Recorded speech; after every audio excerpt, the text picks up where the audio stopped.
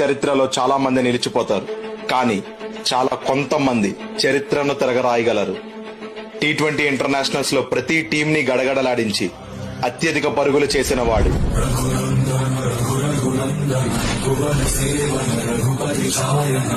ప్రత్యర్థి బౌలర్లను మట్టు పెట్టి ఈ ఫార్మాట్ లో 200 సిక్స్లు కొట్టిన మొదటి వాడు,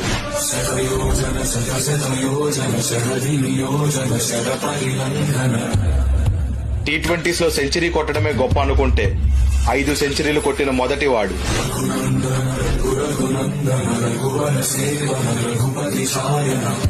13 తర్వాత ఇండియాకి వరల్డ్ కప్ తెచ్చాడు.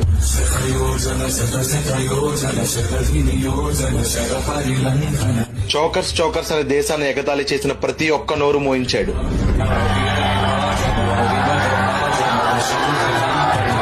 17 సంవత్సరాల నుంచి ఇండియన్ టీమ్ కి అండగా ఉన్నాడు.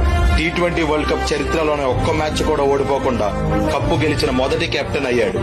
భారత జెండాని చరిత్రలో పాతి ఇవాళ టీ20 ఇంటర్నేషనల్స్ నుంచి రిటైర్ అయ్యాడు. టీ20 చరిత్రలో ఒక్క ఫైనల్ కూడా ఓడిపోకుండా ఉన్న కెప్టెన్ మన రోహిత్ శర్మ. ఇంతకన్నా గొప్ప ముగింపు ఇంకే ఉంటది. Download ShareChat.